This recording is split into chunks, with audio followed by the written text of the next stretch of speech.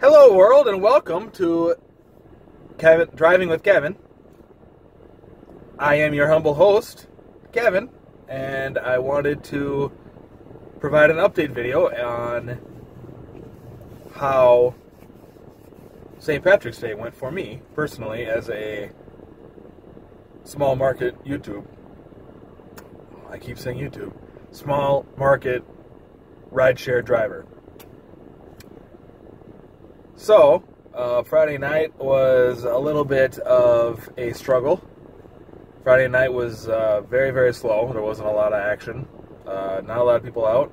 I think everybody was waiting for Saturday. I got lucky in the fact that on Friday night, this is currently my favorite Uber and Lyft story.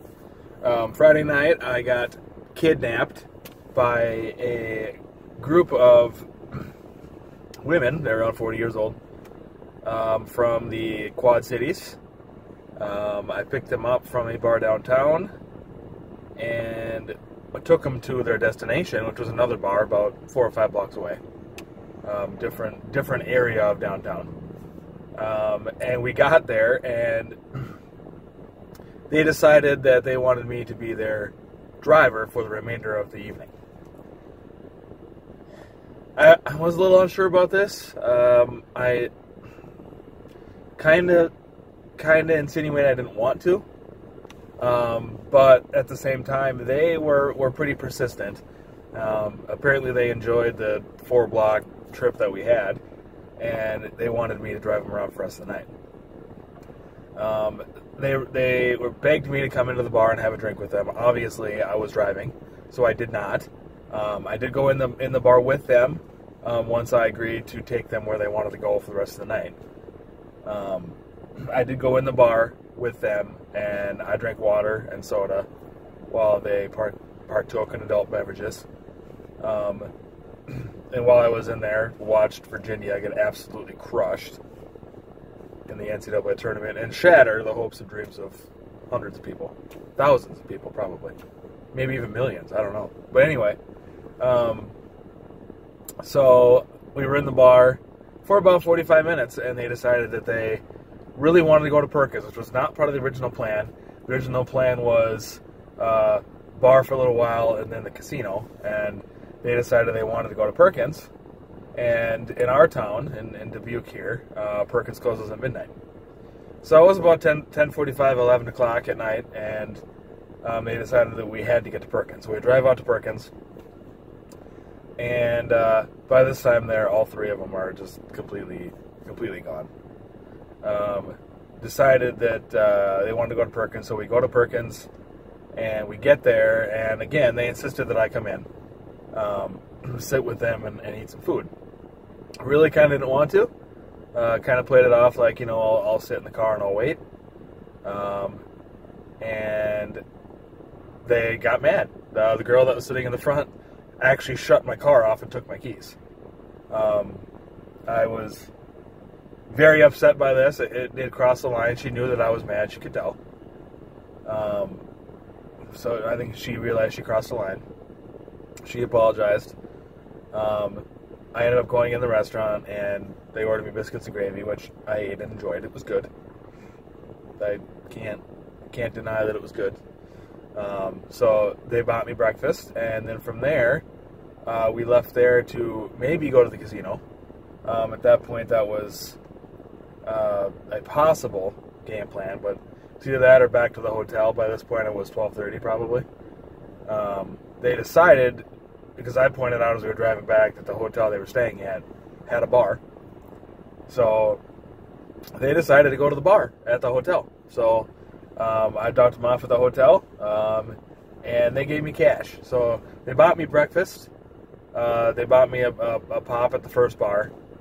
They bought me breakfast at Perkins, and I dropped them off at the hotel. They gave me $130 cash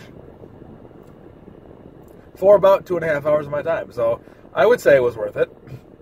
I was, like I said, I was a little bit hesitant to do this. I didn't really want to. Just simply because I just wanted to stay on the clock and keep driving. But I look back on it now, and I was like, you know what? I don't think I would have made that much on my own. So I'm kind of glad it happened that way. So that was Friday night. That literally just took you 5 minutes to talk about Friday night. But Saturday night, so Saturday I decided, I knew there was stuff going on in town early. I knew the bars downtown were opening 7 or 8 o'clock in the morning. So I decided that I was going to go out a little bit early. So I'd say about 12 or 12:30, I ventured out, ran a couple errands, got some lunch, and looked at the app while I was on there.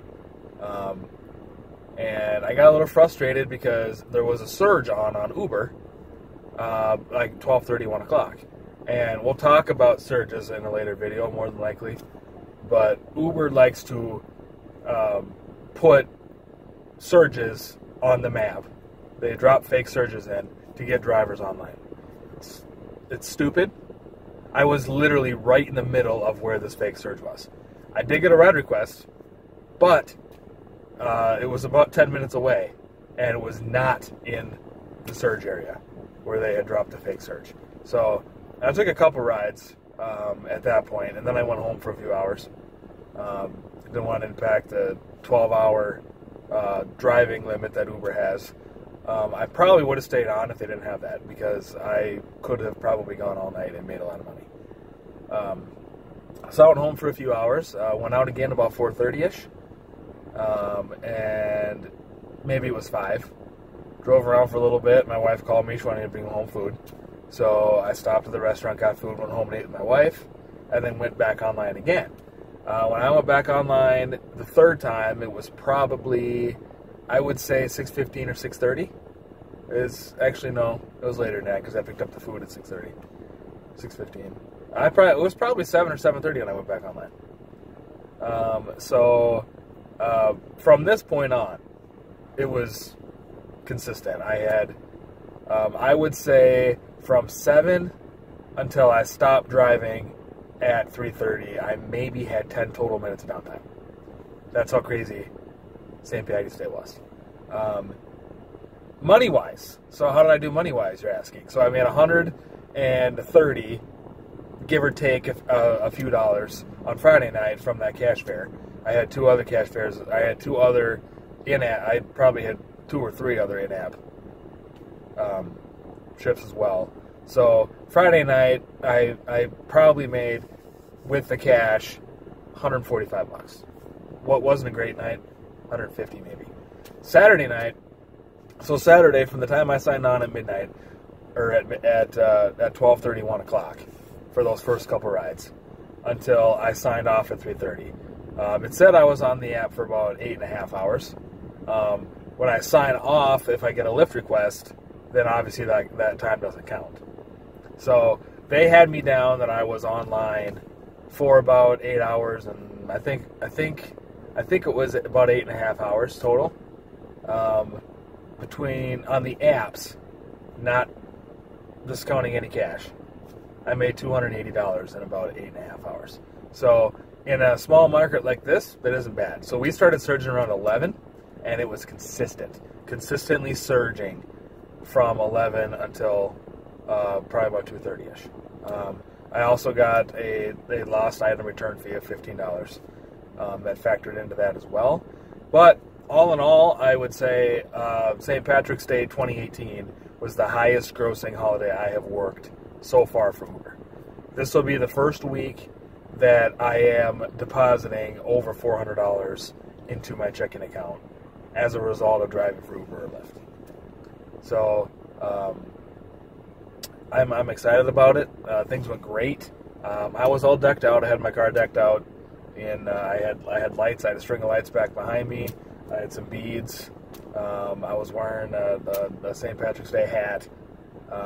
I have an Uber Lyft sign on my front window that was lit up green. So I really kind of had the St. Patrick's Day theme, and I think that helps. There'll be another video down the line talking about tips and tricks that I used to get five stars. I used to get a lot of non-5-star trips, but again, this is a topic for another video. But for the last 3 or 4 weeks, I've gotten nothing but 5 stars. So I don't know if that's a market thing or me specifically, but in any regard, that's a different video down the line. So yeah, I just wanted to update everybody on how my St. Patrick's Day went in a small market in eastern Iowa here. I hope everyone else, if you're new and just started driving, I hope you had a good night.